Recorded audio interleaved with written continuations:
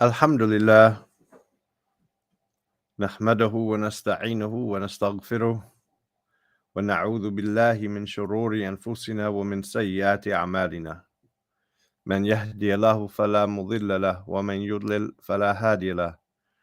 Wa ashhadu an la ilaha illallah wahdahu la sharika lah wa ashhadu anna Muhammadan abduhu wa rasuluhu salawatullahi wa salamuhu alayhi. Amma ba'du, then welcome back to our Ramadan program in the year 1445 after the hijrah of Al-Mustafa sallallahu alayhi wasallam.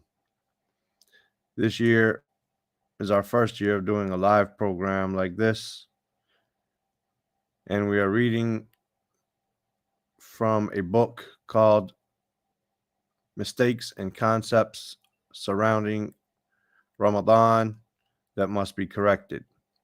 It is written by Sheikh Abu Ammar Muhammad ibn Abdullah bin Musa, Hafidhullah, may Allah preserve him and protect him, who is out of Yemen and spends his time between Mecca and Hudaydah.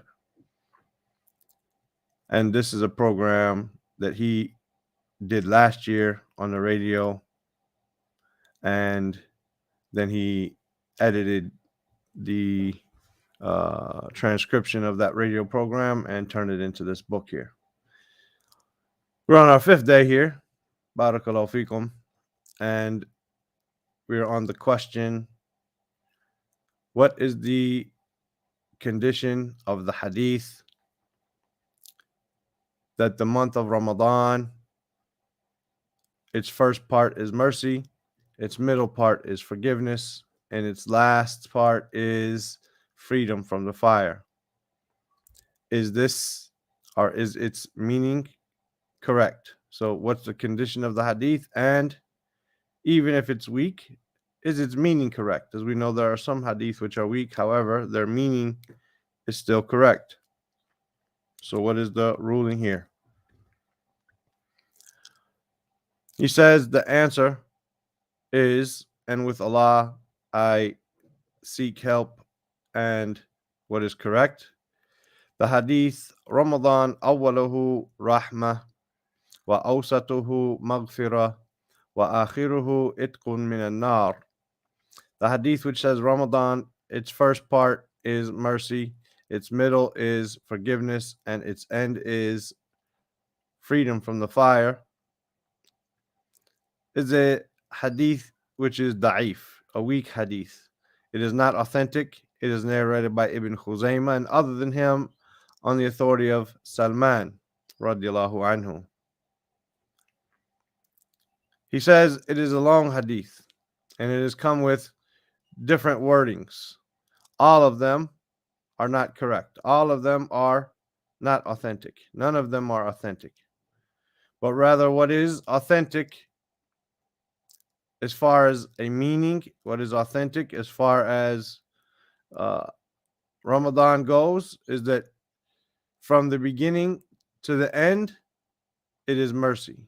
From its beginning to its end, it is forgiveness. And from its beginning and to its end is freedom from the fire. In opposition to this weak hadith, which mercy is restricted to its first part and forgiveness is restricted to its middle part and freedom from the fire is restricted to its last part. The evidence that the month of Ramadan, from its beginning to its end, is mercy is his statement, sallallahu alayhi wasallam, إِذَا جَاءَ رَمَضَانُ فُتِحَتْ أَبْوَابُ الْجَنَّةِ. When Ramadan comes, then the gates of paradise are opened. This hadith is agreed upon, and it is the hadith of Abi Hurairah radiallahu anhu. And in the narration that belongs to Muslim, he sallallahu alayhi wasallam said, إِذَا كَانَ رَمَضَانُ فُتِحَتْ أَبْوَابُ الرَّحْمَةِ. If it is Ramadan, when Ramadan comes, the gates of mercy are opened. Meaning that the gates of mercy and the gates of paradise are open from the beginning of Ramadan until its end. The evidence that the month of Ramadan from its beginning to its end is forgiveness is his statement, sallallahu alayhi wasallam, من صام رمضان إيمانا واحتسابا غفر له ما تقدم من ذنبه ومن قام رمضان إيمانا واحتسابا غفر له ما تقدم من ذنبه ومن قام ليلة القدر إيمانا واحتسابا غفر له ما تقدم من ذنبه. This hadith, which is agreed upon by Bukhari and Muslim from Abu Hurairah radiallahu anhu, says, whoever fasts Ramadan having iman and hoping for the reward from Allah, he will be forgiven for what has preceded of his sins. And whoever stands in the night prayer having iman and hoping for the reward from Allah, he will be forgiven for what has preceded of his sins. And whoever stands on the night of Qadr, the night of decree, having iman and hoping for the reward from Allah, he will be forgiven for his previous sins. Meaning that the doors or the gates of forgiveness are open from the beginning of Ramadan until the end of it. Then there comes the evidence for the month of Ramadan from its beginning to its end being a freedom from the fire. Then he, sallallahu alayhi wasallam, he said, إذا كان أول ليلة من شهر رمضان صفدت الشياطين ومردت الجن. That when the first night of Ramadan comes, the shayateen are chained up, as well as the rebellious jinn. Up until his statement, sallallahu alaihi wasallam, and there's more to this hadith. So up until his statement, sallallahu alaihi wasallam, وَلِلَّهِ أُتَقَاءُ مِنَ النَّارِ وَذَلِكَ كُلَّ لَيْلَةٍ وَذَلِكَ كُلُّ لَيْلَةٍ. And to Allah belongs those who will be freed from the fire, those people who will be ransomed and freed from the fire, and that happens every night. This hadith is sahih, is authentic from At-Tirmidhi and Ibn Majah, as well as others from the hadith of Abi Hurairah.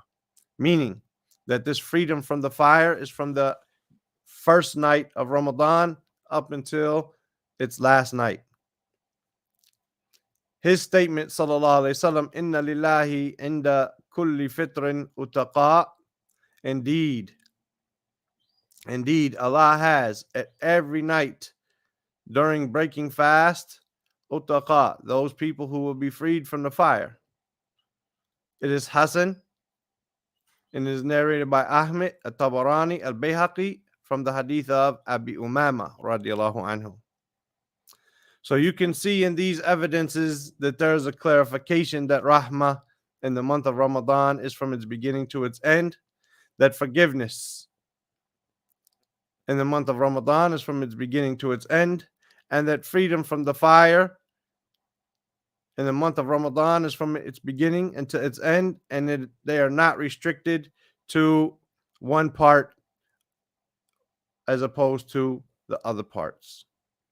Then he concludes, Allah subhanahu wa ta'ala knows best what is correct, and to him is the return and the final destination.